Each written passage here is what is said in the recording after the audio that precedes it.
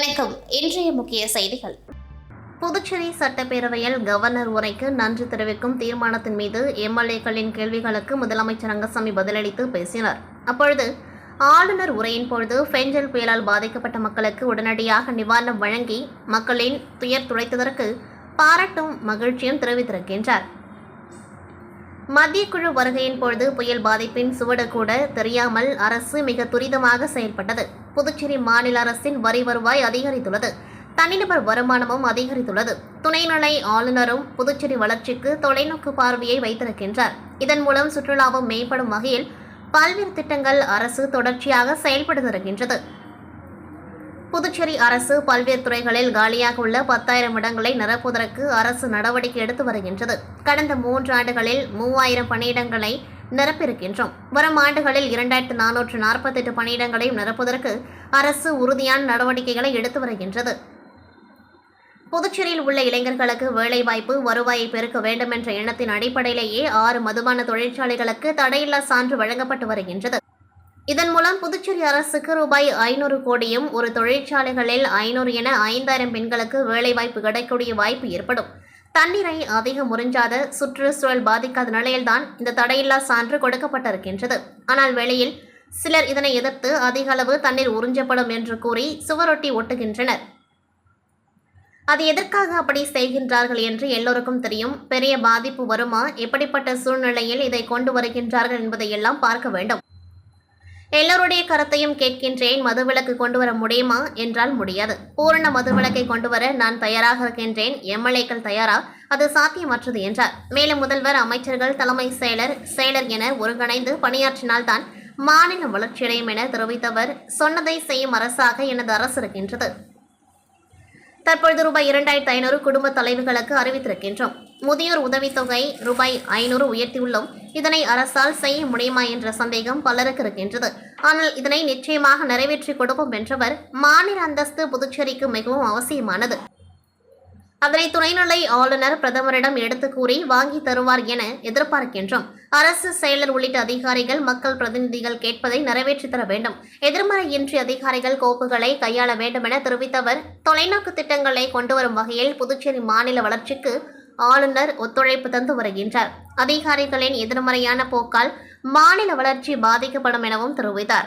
பாகூர் தொகுதிக்குட்பட்ட சோரியங்குப்பம் கிராமத்தில் உள்ள அரசு நடுநிலைப் பள்ளியில் உள்ள மாணவ மாணவிகள் ஒரு நாள் சுற்றுலா செல்ல இருப்பதை ஒட்டி அவர்களுக்கு தேவையான தண்ணீர் மற்றும் சிற்றுண்டி ஆகியவற்றை பள்ளியின் வேண்டுகோளை ஏற்று மார்டின் பவுண்டேஷன் மற்றும் ஜான்குமார் அறக்கட்டளை சார்பாக ரீகன் ஜான்குமார் அவர்கள் பள்ளியின் தலைமை ஆசிரியர் உமா அவர்களிடம் வழங்கினார். இந்நிகழ்வின் பொழுது தலைவர் ஆறுமுகம், செஞ்சோழன், முருகேசன் ஆகியோர் உடன் இருந்தனர்.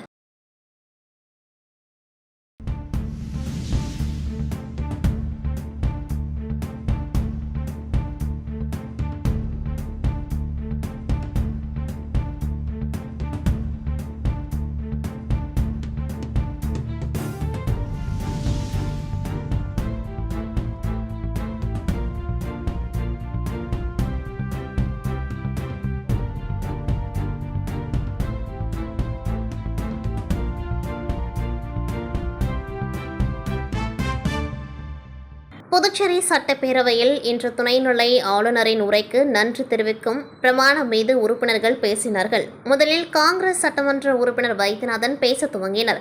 அப்பொழுது அவர் மும்மொழி கொள்கையில் புதுச்சேரி அரசின் நிலைப்பாடு என்ன என கேள்வி எழுப்பினார். 1969 ஹிந்தியை கொண்டு வந்தது காங்கிரஸ் தான் என அமைச்சர்கள் தேனி ஜெயக்குமார், நமச்சிவாயம் பேசினார்கள். இதற்கு காங்கிரஸ், திமுக சட்டமன்ற உறுப்பினர்கள் எதிர்ப்பு தெரிவிக்க ஆளுங்கட்சியினருக்கும் எதிர்க்கட்சியினருக்கும் இடையே கடும் வாக்குவாதம் ஏற்பட்டது. அரை மணி நேரமாக வாக்குவாதம் தொடர உறுப்பினர்கள் பேசியதை சபாநாயகர் நீக்கினார். இறுதியாக கல்வித்துறை அமைச்சரான நமச்சிவாயம், ஹிந்தி திணிப்பை கொண்டு வந்தது காங்கிரஸ் கட்சிதான். ஹிந்தி எதிர்ப்பு போராட்டம் மத்தியில் காங்கிரஸ் அரசு இருந்த போதுதான் நடைபெற்றது என்று குறிப்பிட்டார். மேலும் முன்மொழி கொள்கைதான் மத்திய அரசின் கொள்கை, பாஜகவின் கொள்கை. விரும்பினாலும் விரும்பாவிட்டாலும் புதுச்சேரியில் மும்மொழி கொள்கை வந்துவிட்டது.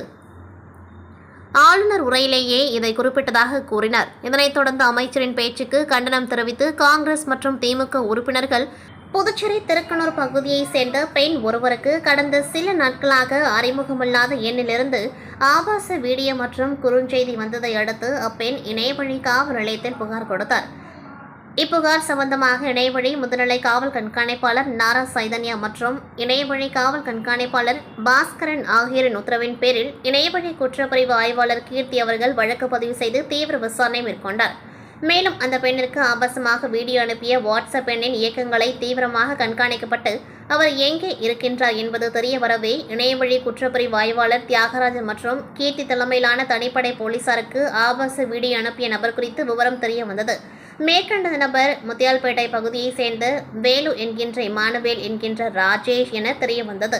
அவரை கைது செய்த போலீசார் அவரிடமிருந்த செல்போனை பறிமுதல் செய்து விசாரணை செய்ததில் பெண்ணிற்கு ஆபாசமாக புகைப்படம் அனுப்பியது வேலு என்கின்ற இமானுவேல் என்கின்ற ராஜேஷ் தான் எனவும் மேலும் சில பெண்களுக்கும் இதுபோன்ற ஆபாச மெசேஜ்களும் வீடியோக்களும் அனுப்பியது விசாரணையில் தெரிய வந்தது.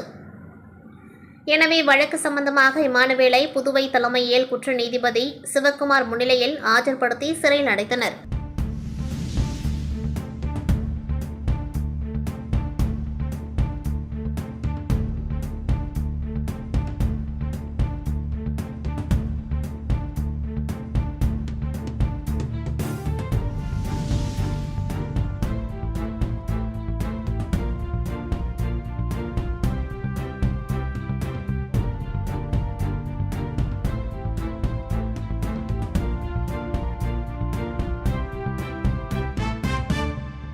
இத்துடன் செய்திகள் நிறைவடைகின்றது. நன்றி, வணக்கம்.